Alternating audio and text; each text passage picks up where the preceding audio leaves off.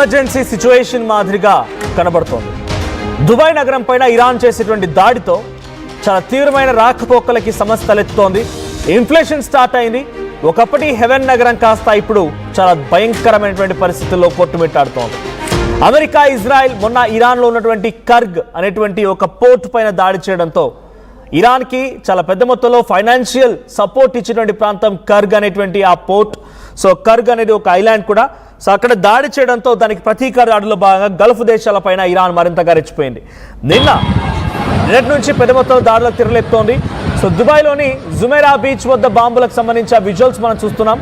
ఇంకోవైపుగా Fujairah అనేటువంటి ఒక port, అంటే ఆయిల్ ఎక్స్పోర్టింగ్ పోర్ట్ అది. ఆ ఫుజైరా ప్రాంతం పైన ఇరాన్ సుమారుగా 6 క్షిపణులు 21 డ్రోన్లతో దాడి చేసింది. ఈ దాడిలో పెద్ద మొత్తంలో ఆయిల్ ఎక్స్పోర్టింగ్ పోర్ట్ల నుంచి మంటలు చెలరేగాయి. దుబాయ్ ఇంటర్నేషనల్ ఎయిర్పోర్ట్ వరకు కూడా పెద్ద మొత్తంలో మంటలు చెలరేగాయి. దీంతో ఎక్కడికక్కడ రాకపోకల్ని క్లోజ్ చేశారు. సో దుబాయ్ ప్రభుత్వం కూడా హెచ్చరికలు జారీ చేసింది, అత్యవసర హెచ్చరికలు జారీ చేసింది. తదుపరి నోటీస్ ఇచ్చేంత వరకు కూడా దుబాయ్లోని విదేశీ విమానాల ల్యాండింగ్ క్లోజ్ చేస్తున్నట్టుగా అనౌన్స్ చేసింది. దుబాయ్పై ఇరాన్ విరుచుకుపడుతోంది. డ్రోన్లు, క్షిపణులతో చాలా బిగ్గెస్ట్ అటాక్కి ఇరాన్ తెరలేపుతోంది. అమెరికాతో పాటుగా పలు దేశాల్లో రాయబార కార్యాలయాల్ని కూడా దుబాయ్ మూసివేసుకుంది. రీసెంట్గా దుబాయ్లోని ఫుజైరా ఆయిల్ ట్యాంక్ ఫామ్ పైన ఇరాన్ డ్రోన్ దాడికి తెరలేపింది. 6 క్షిపణులు 21 డ్రోన్లతో దాడి చేయడంతో దీంతో దుబాయ్ మొత్తం కూడా అల్లకల్లోలం అయిపోతుంది. దుబాయ్లోని ఇంటర్నేషనల్ ఫ్లైట్స్కి రాకపోకలను క్లోజ్ చేసింది. ఒక రకంగా దుబాయ్ ఫ్లై జోన్ మొత్తం కూడా క్లోజ్ చేసుకున్నారు. సో విజువల్స్తో మనం చూస్తున్నాం. To all foreign operators, suspension of landing permission of the DXB and DWC airports in the Emirates of Dubai. We write with reference to the prevailing situation within the region and in the interest of the safety of airlines, crew, passengers, employees and the public. Please be informed the landing permission for aircraft operating into DXB and DWC airports in the Emirate of Dubai suspended until the further notice. The concerned authorities in the Emirates of Dubai will update you with regarding to remove of suspension of landing permission. So ఇప్పుడైతే ఇక్కడ ఉన్నటువంటి situation ఆధారితంగా, భయానకమైనటువంటి పరిస్థితుల ఆధారితంగా ఆందోళనకరమైన వాతావరణం నెలకొంది. కాబట్టి మేము international ఫ్లైట్స్ని land అవ్వడానికి కానీ ఇక్కడి నుంచి ఎగరడానికి కానీ పర్మిషన్ ఇవ్వడం లేదు. సో మేము ప్యాసింజర్ మరియు ఆ ఫ్లైట్స్కి సంబంధించిన భద్రత దృష్ట్యా నిర్ణయం తీసుకుంటామని చెప్పుకొచ్చారు. సో ప్రస్తుతానికి ఇరానియన్ డ్రోన్లు సుమారుగా 10ల సంఖ్యలో దుబాయ్ నగరాన్ని చుట్టుముడుతున్నాయి. దుబాయ్ నగరాన్ని చిత్తు చేస్తున్నాయి. దుబాయ్ నగరాన్ని కొంత అల్లకల్లోలంగా మార్చేస్తున్నాయి. సో చమర్ లోడింగ్ తాత్కాలికంగా నిలిచిపోయింది. ఫుజైరీ ప్రాంతంలో పెద్ద మొత్తంలో అక్కడ ఆయిల్ ఎక్స్పోర్టింగ్ జరుగుతుంటుంది అక్కడ నుంచి. కాబట్టి ఆ లోడింగ్ ప్రక్రియ మొత్తం కూడా ముగిసిపోయింది. సో పెద్ద మొత్తంలో ఇటు అమెరికా అండ్ ఇజ్రాయెల్, ఇరాన్ ఈ యుద్ధంలో దుబాయ్ తీవ్రంగా నష్టపోతుందనడానికి ఇది ఒక పెద్ద ఉదాహరణ. సో అరబ్ ఎమిరేట్స్ సంబంధించినటువంటి వాళ్ళపైన ఉక్కుపాదం మోపుతోంది ఇరాన్. సో ఇప్పటివరకు మీరు చూస్తున్న ఈ లిస్టులో వారంతా కూడా మరణించిన వారి లిస్ట్ అదంతా. సో వీరు అరబ్ ఎమిరేట్స్ పైన ఇరాన్ ఉక్కుపాదం మోపుతూ వాళ్ళ పెద్ద మొత్తంలో అరెస్ట్ చేయడమా లేకుంటే వారు అంతమొందించినటువంటి ప్రయత్నాలు చేస్తోంది. So as of now 7 million బ్యారెల్ల చమురు ఉత్పత్తి పూర్తిగా తగ్గిపోయింది. 7 మిలియన్ బ్యారెల్లు అంటే ఇక రేపో మాపో పెట్రోల్, డీజిల్, ఆయిల్ ధరలు పెరగడం గ్యారంటీగా కనబడుతోంది. ఇక ఫుజైరాలోని అంతరాయాలు మరింతగా తీవ్రమైతే చాలా పెద్ద మొత్తంలో ధరలు పెరిగే అవకాశం కూడా ఉంది.